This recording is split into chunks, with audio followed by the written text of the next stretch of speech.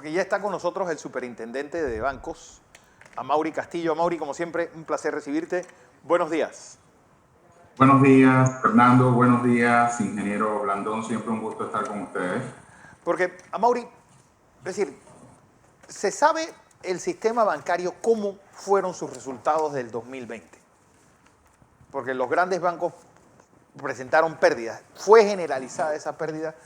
¿Y cómo se contabilizó esta moratoria que ahora va a tener pues, casi 3/4 del año 2021 también?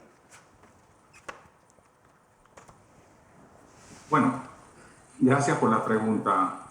En efecto, yo creo que es importante de que este ha sido un año retador para todos los sectores económicos, Claro. por un lado, para todos los hogares y las familias, los individuos en términos generales. Y como bien lo ha dicho el ingeniero Blandón, es un tema complejo y que va a requerir medidas de diversos tipos para poder, digamos, solventar esto de una manera adecuada, entendiendo que efectivamente el tiempo tendrá que ser nuestra mejor compañía. Ahora bien, desde el punto de vista de los resultados del año pasado, donde se pudo vislumbrar que efectivamente hubo bancos con resultados negativos, eso era de esperarse. Sí. Donde hubo bancos, digamos, con menos resultados, eso fue un escenario bastante positivo dentro de la coyuntura, pero que obedece, digamos, al modelo de negocio de los diferentes bancos. No olvidemos que en Panamá realmente hay una heterogeneidad con respecto al tipo de banco que tenemos, ¿no? Dependiendo del nicho de mercado al que participan. Pero lo cierto es que siempre entendimos, y la industria así lo entendió, que no iba a ser el año de los grandes resultados. Sí. Por el otro lado, pues nos tocaba a nosotros, como reguladores y supervisores de la banca, disponer medidas que también fueran en la dirección de la prudencia. Por lo tanto, ante la exposición de la cartera de crédito de los bancos, de alguna manera con algún tipo de alivio financiero, que es lo que nosotros hemos denominado cartera de préstamos modificados, pues el volumen que se fue generando, como ustedes saben, a julio-agosto del año pasado era una cifra por el orden de los 28.000 millones de dólares, que al día de hoy está por el orden de los 16.100 millones de dólares, sigue siendo una cifra muy importante, pues requería la constitución de nuevas provisiones por posibles pérdidas, claro, un concepto del riesgo de crédito. Y eso es en lo que hemos venido trabajando en los últimos meses, bueno, ya casi 16 meses de trabajo intenso desde nuestra, digamos, trinchera, que es básicamente procurar la estabilidad del sistema financiero con un elemento muy importante que hemos hablado anteriormente con ustedes sobre preservar la confianza pública en el sistema. Y eso es fundamental, Fernando. Don José. Don Amaury, buenos días. Buenos días, ingeniero. Un placer. Déjeme usar alguna cifra que tengo aquí a mano. Sí, señor. Tengo aquí una batería para hablar con usted y yo me preparo. Muy Fíjese, bien. le voy a dar una cifra para nuestra audiencia y le voy a hacer un par de preguntas para que usted nos ayude a tener una mayor comprensión de lo que estamos hablando. De hace 3 años, después de 30 años de expansión del empleo, Panamá tuvo una contracción fuerte en el empleo y hemos perdido 15% de la mano de obra formal. El 85% de los trabajos perdidos son urbanos. Tenemos una caída del PIB en el 20 del 18,9%. América Latina en general sí, ha sido una de las que más duramente ha sido golpeada en materia de economía. Y tenemos un subempleo altísimo. La informalidad ha crecido, la pobreza ha crecido. Mi pregunta es la siguiente. Son dos. ¿Cómo los impacta a ustedes las decisiones que tomó el gobierno y nos anunciaron ayer? ¿Y qué cosas ustedes creen que hay que hacer para que la inversión que se concentra en los bancos, que los clientes que tienen dinero en los bancos puedan invertir? Nosotros tenemos que aumentar la inversión privada nacional, aumentar la inversión en la generación de empleo y traer inversión extranjera a Panamá, pero eso ha caído drásticamente. Sí. ¿Qué cosas tenemos que hacer? ¿Qué señales le tenemos que dar? Porque si seguimos dando señales equivocadas, vamos a tener menos inversión. Totalmente de acuerdo con todas las respuestas anteriores, ingeniero Blandón, pero yo las resumiría de la siguiente manera. Lo que tiene que hacer el país es seguir generando confianza. Y en esa misma línea de pensamiento, yo creo que el mensaje del presidente Cortizo, que para poner en contexto, responde a un paquete de medidas, a un paquete de nuevas regulaciones que aprobó la Superintendencia de Bancos a través de su junta directiva, va en esa misma línea de pensamiento. Yo creo que nosotros, y lo hemos también conversado en oportunidades anteriores, mensajes que van en la dirección de limitar, por ejemplo, o fijar tasas de interés o generar espacios para temas que generan mucha distorsión, como el tema de una moratoria. Sí. Son mensajes que van precisamente en la dirección contraria, que generan desconfianza. Hoy día, realmente, cuando cada uno de nosotros, incluye a ustedes como comunicadores sociales, emite una opinión, y depende mucho también de quién la emita, pues obviamente es un mensaje potente que no solamente se queda en nuestro país, también trasciende fuera de nuestras fronteras y efectivamente la gente va generando una opinión pública sobre la confianza o no que tiene un determinado país. Panamá no está solo, Panamá no es una isla. Panamá compite con otras jurisdicciones que están haciendo y procurando exactamente lo mismo que nosotros.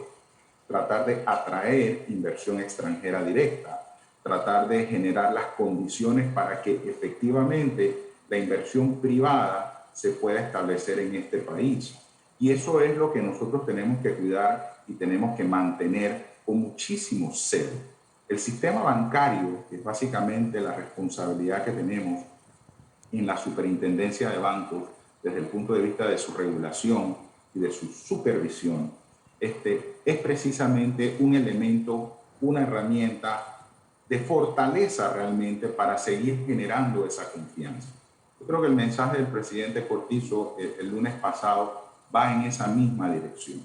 Y con eso no se desconoce, muy por el contrario, se entiende con mucha profundidad la complejidad de la situación que viven y que siguen viviendo muchos hogares panameños y muchas empresas también, algunas de ellas que ni siquiera han podido todavía reactivarse.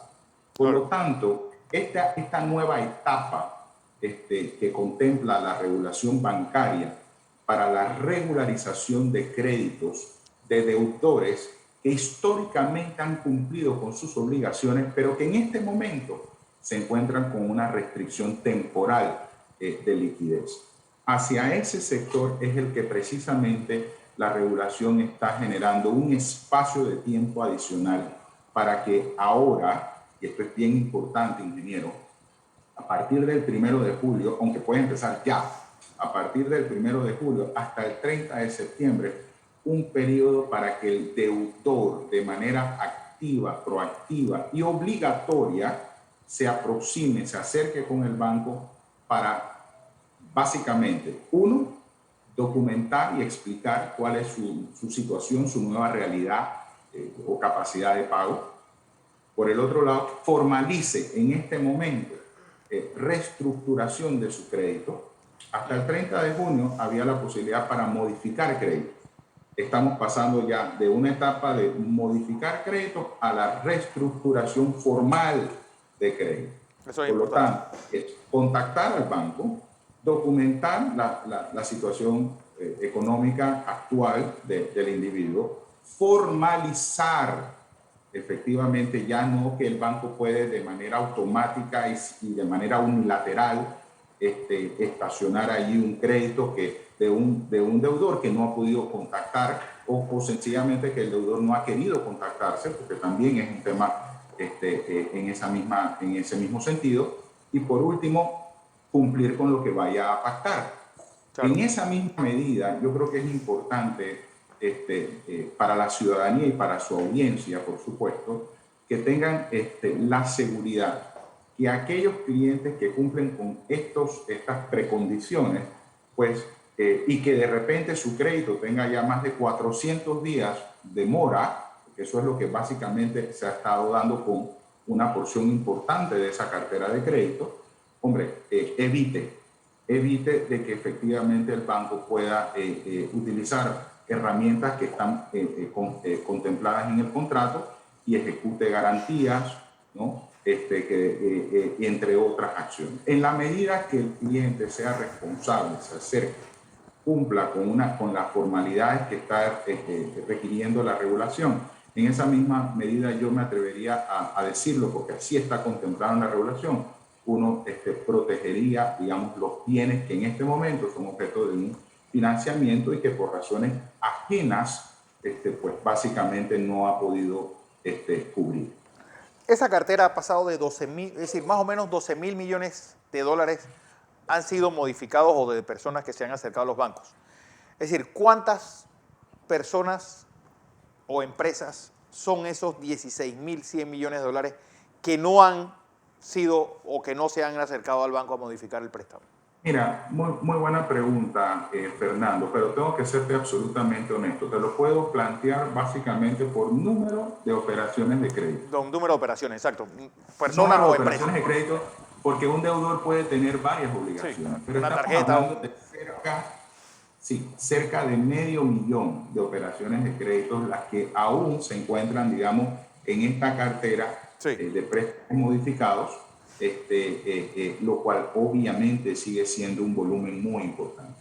¿Hay alguna relación de cuánto aumenta la morosidad versus cuánto aumenta el desempleo? ¿Hay una relación directa, pero se sabe de cuánto es? Hay una relación directa, eso es absolutamente correcto. En la medida que la tasa de desempleo va aumentando, hay una correlación directa con el aumento también de la morosidad en las carteras de crédito. Eso es así.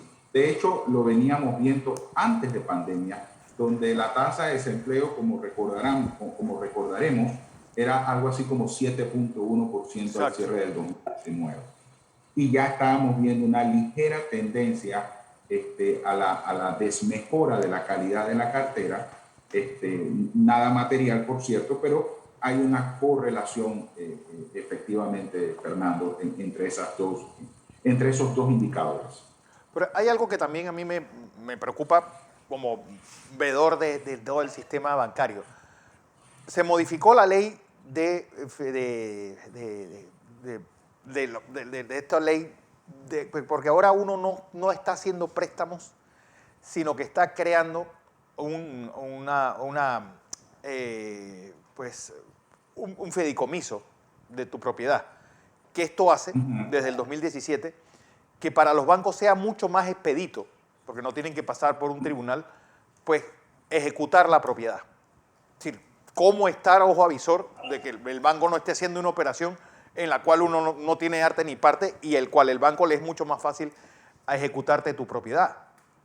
Sí, esa es una figura, Fernando, perfectamente legítima.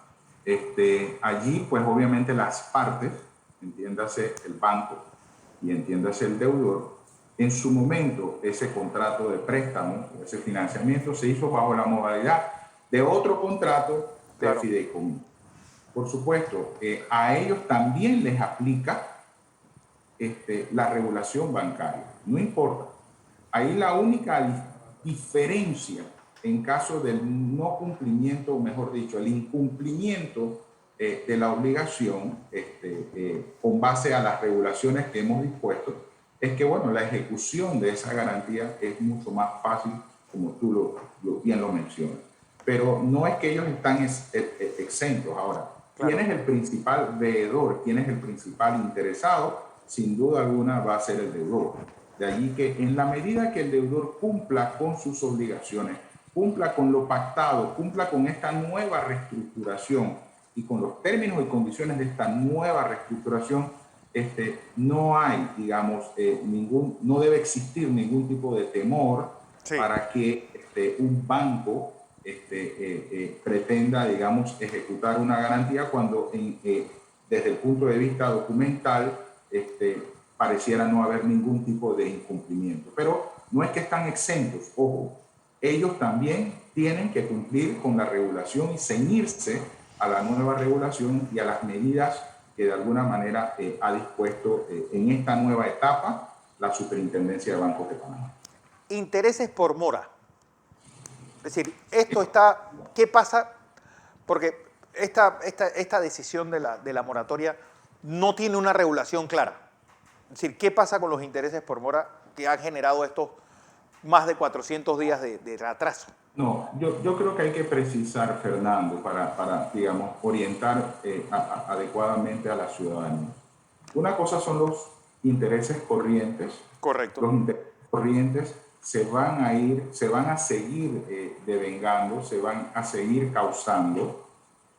Por el otro lado, la regulación sí ha dispuesto una prohibición con respecto a los intereses por mora, que en la mayoría de los contratos, dicho sea de paso, está contemplado en la posibilidad que el banco tiene de cobrar un interés por mora o inclusive cargos por mora en caso de no pago.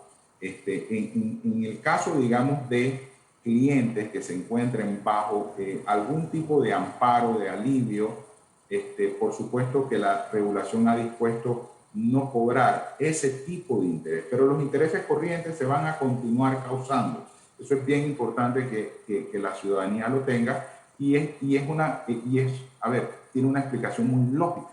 En la medida que los depositantes, que son los que hacen posible precisamente el poder que el banco, que su negocio es intermediación, pueda seguir colocando préstamos, en esa misma medida a esos depositantes hay que cumplir con los términos y condiciones y con los intereses que se hayan convenido.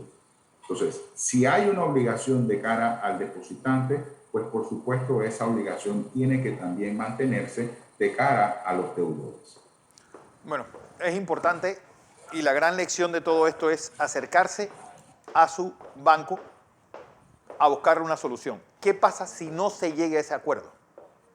Bueno, si el deudor que en esta ocasión, en esta nueva etapa, como lo hemos mencionado, no actúa de manera proactiva, como lo establece la nueva regulación, por supuesto va a estar sujeto a, digamos, las consecuencias normales establecidas en el contrato, en el sentido de que el banco, pues el tema de, por ejemplo, ejecutar la garantía, que desde nuestra perspectiva, y estoy seguro que esa es la misma posición de la banca, sería la última de las opciones a utilizar para intentar cobrar una obligación. Sin embargo, yo creo que para evitar eso es precisamente la regulación que hemos dispuesto, porque en la medida, a pesar de que ese crédito pueda tener, Fernando, más de 400 días de mora real,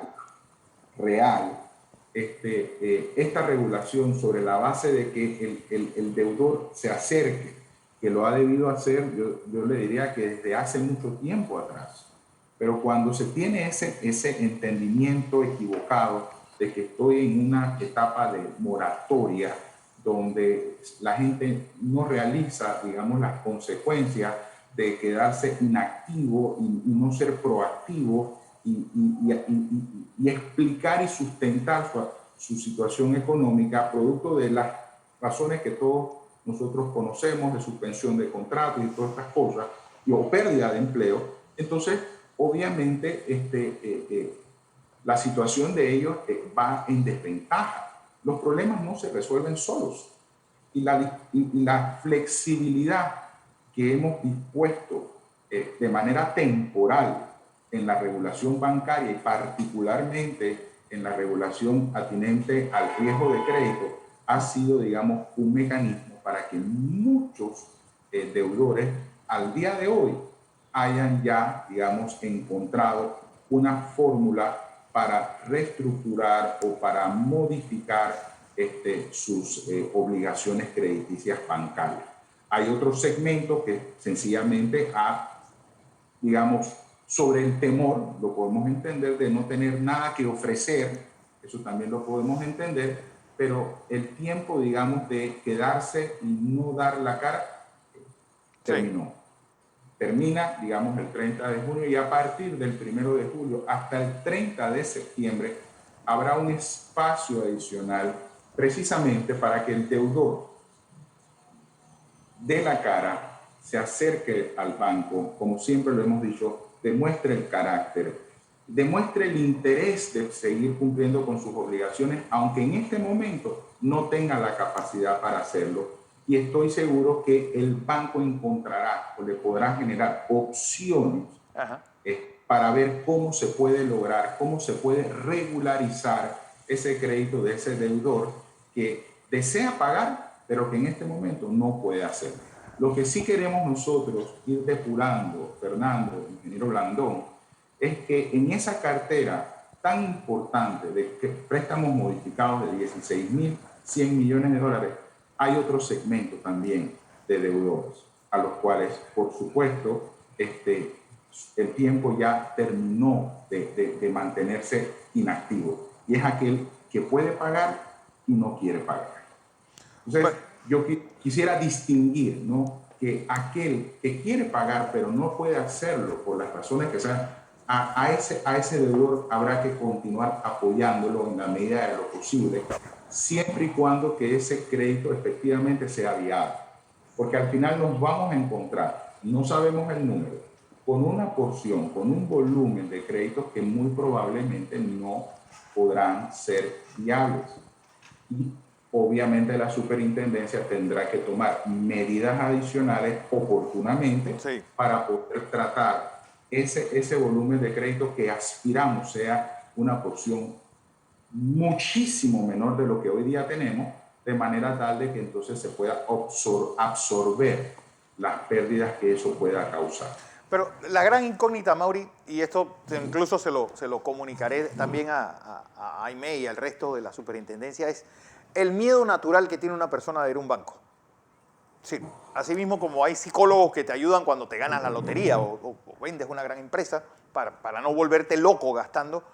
¿Qué pasa cuando yo llego a enfrentarme a una deuda con el futuro tan incierto? Hay una especie de ayuda psicológica que hay que darle a las personas para enfrentar esta nueva realidad. Es decir, los bancos están pensando en eso. Y mira, yo coincido contigo, ¿no? Y yo creo que los bancos, unos más que otros, han entendido perfectamente de que este no es un problema tan blanco o negro.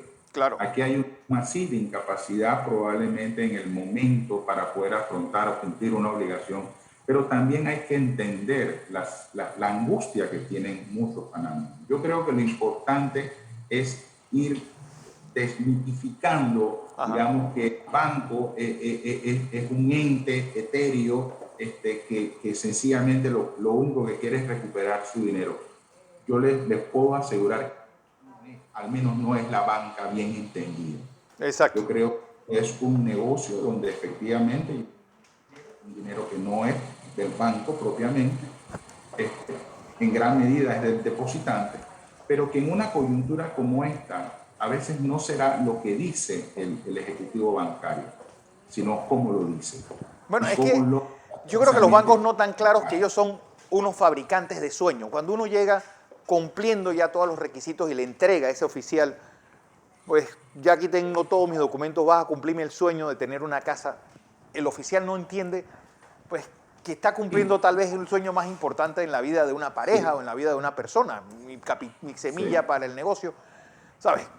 Y uno lo ve con esa barrera permanente. Eso es lo que tengo miedo de que la gente, bueno, el miedo natural que uno existe de ir a un banco. Sí, pero fíjate, yo te diría lo siguiente, yo creo que es importante lo que tú mencionas porque en efecto, y en alguna de mis primeras intervenciones así lo expresé, sobre la ilusión, ¿no?, que todos tenemos de poder lograr, digamos, esa casa propia, ¿no? Y que en un país como el nuestro, con un sistema bancario como el que tenemos, donde todavía accedes con mucha facilidad aun cuando hay una porción de la población que todavía no accede a servicios bancarios, ahí hay un trabajo que hacer. Efectivamente, yo creo que la banca ha jugado un rol muy importante en poder ver materializado la adquisición de una vivienda propia a plazos extremadamente largos, ¿no? 20, 25, 30 años. Eso es un elemento a considerar.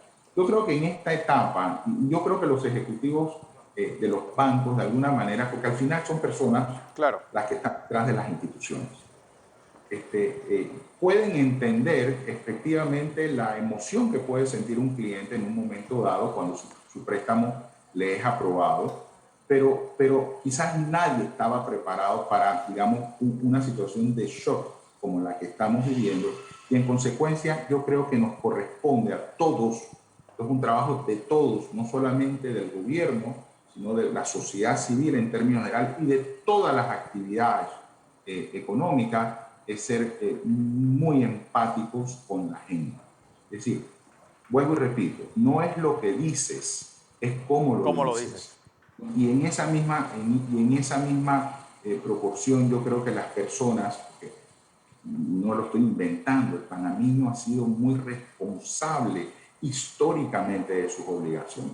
Por lo tanto, es claro, y de allí esta nueva etapa, Fernando, para regularizar esos créditos de deudores que, como digo, tienen la disposición de pagar, pero tienen una restricción temporal de su liquidez.